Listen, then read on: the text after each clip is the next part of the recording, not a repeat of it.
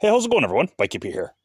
Today we're going to take a look at this NorthRock commuter bicycle that my buddy Darren just picked up from Costco for $315. And he dropped it off with me because I'm going to go through it, make sure it's ready to ride for him. So let's just take a look at it and see how it's spec'd here. Got some Shimano V-brakes and shifters. These aren't bad brakes and shifters. For a budget bike like this, it has disc brakes front and rear. We got cable disc brakes, Tektro, not too bad, and a SR Sun Tour next fork here. It's an aluminum frame. Got a Shimano crankset, Tektro brakes in the rear, quick release front and rear, an Altus. What do we got? 1, 2, 3, 4, 5, 6, 7 speed. I'm sure it says somewhere it's 21 speed then. So got a tourney up front, Shimano crankset. Yeah, not a bad bike for $315. I'll show you guys what I'm going to do to it to make sure it's safe for them. So first things first, I'm going to give the wheels a shake, a little bit of a shake here, see if the hubs are tight, and that feels good. Check the quick releases. Oh, that's really tight. That's good and tight. Face this up. Now I'm going to check the spokes.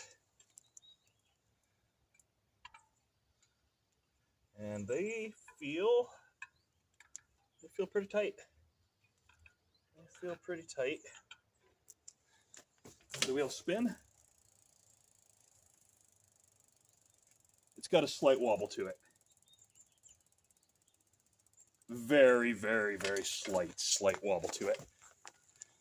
Oh, those are all good and tight. Those all feel tight. Looking good. Give that wheel a spin. That one's pretty straight. That one's pretty straight. So, next, I'm going to check the bolts. So, starting up here at the stem, it's good and tight. It's good and tight. Oh, that reflector's in my way.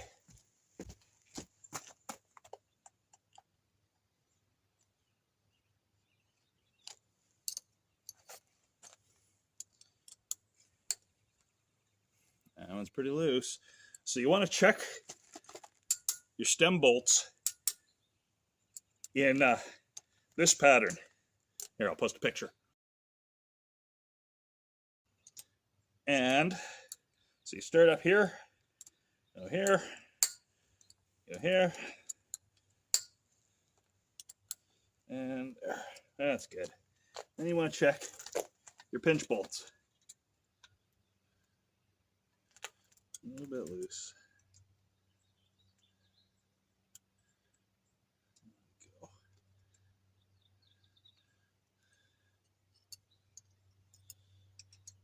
And check this one. Ooh, that's a little loose. There we go. You don't want to go cranking too tight. You don't want to break anything or strip anything. Now that that's all good, I am going to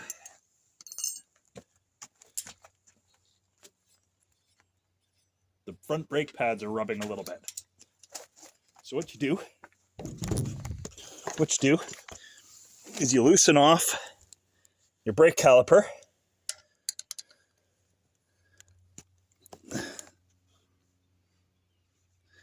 These two bolts here, this one and this one down here.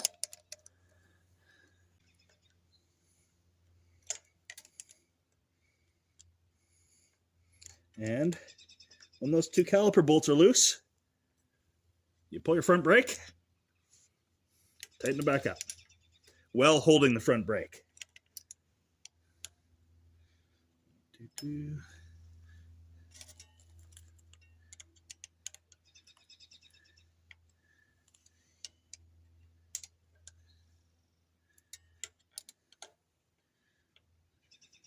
And now that they're tightened back up,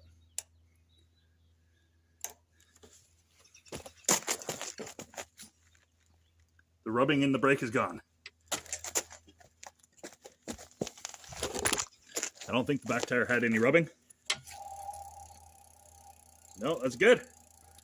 So, everything seems pretty good. I'm going to check these crank bolts now. Put it on there. That's good and tight. That's going to be on there from the factory, right? This wouldn't have been installed. They don't install the crankset at the store. So that's tight. The wheels are tight. All the spokes are good. These ones are all tight. That one's good and tight. These ones are good and tight. So next I'm going to go ahead and adjust these levers for them, because they're angled like that. That's right. There's only one. Oh, it's a smaller one.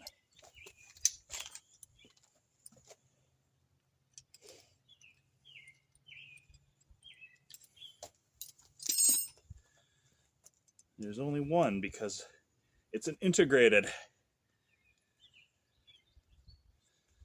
Let's see, is that better?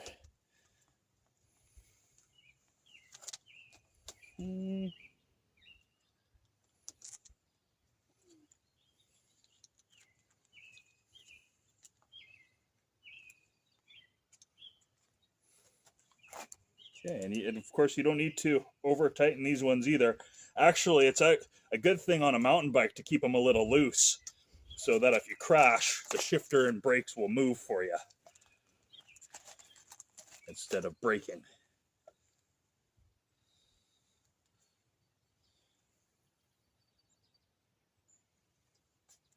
So once you got the brakes all on, the brakes lined up, you can just go ahead and throw your wrenches all over the floor.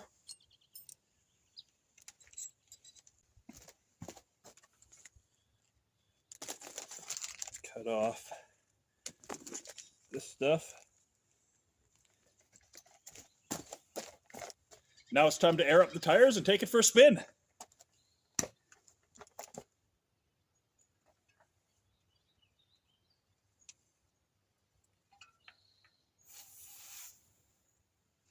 And let's say here, max, minimum 50, max 85.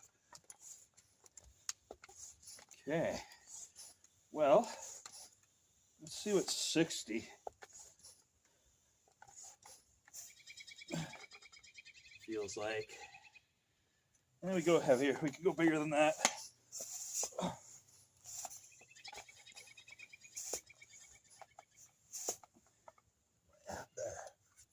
Almost 80, so 70. We'll try 70 PSI. Now I'm going to put air in the front tire.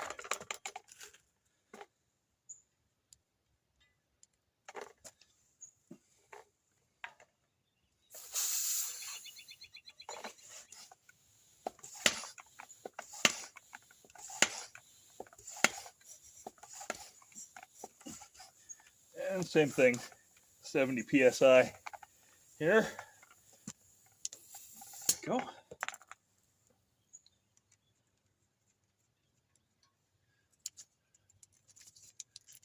One more tag on the brake here.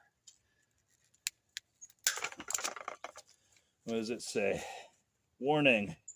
If the quick release is improperly used or adjusted, this may cause the wheel to loosen. Yes, it will. All right, so there's two more things I need to check. Can you guess what they are? That's right, I got to check to make sure there's lube on the chain, and I didn't check those pedals to make sure those pedals were on correctly. So, all right, so you take your 15 mil and you tighten towards the front wheel on both pedals. And you don't got to tighten them, and that's nice and tight. You don't got to put a lot of force on. That's good and tight. Chain's got lots of lube.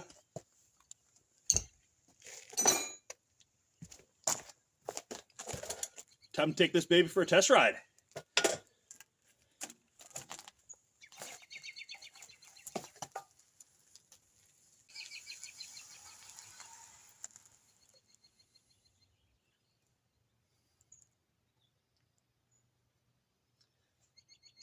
Handlebars are crooked.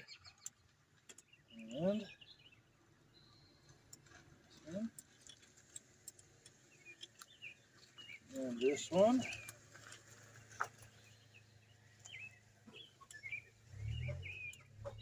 So I just loosened the pinch bolts. Put that together like that. And you gotta blink one eye and the other to get it right.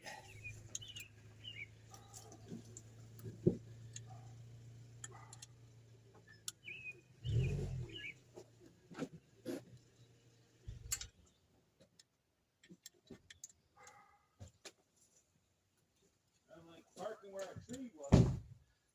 Parking where a tree was. Parking where a tree was. All right. So now that everything's all tight, we got D is here to take it for a test ride. So hop on, D, and take it for a ride up the driveway here. And then we got to bed in the brakes properly for you. Whatever that is. Looks pretty good. You're going to have to raise the seat, I think. So I have not tried adjusting the gears or anything yet, so I don't know how they are. Oh, he tries to do a wheelie. Darren, that's not a wheelie bike. No, that's just a ride around bike.